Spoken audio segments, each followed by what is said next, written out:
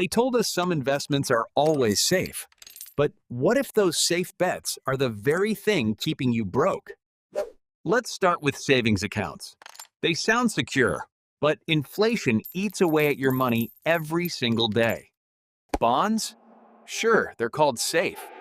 But low returns often mean you're losing the race against real wealth growth. And those so-called safe stocks?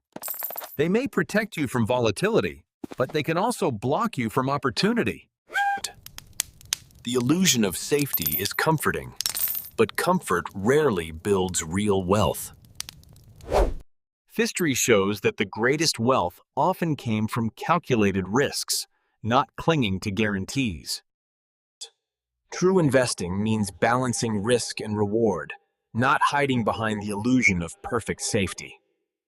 So, the next time someone calls bonds, savings, or slow stocks a sure thing, and remember the cost of standing still. Instead, think critically. Ask, does this help my money grow, or just make me feel safe? The truth? Playing it too safe may be the most dangerous bet of all. Real wealth is built with patience, smart risks, and the courage to step beyond illusions. Subscribe now to Why Not Finance, because if not now, why not?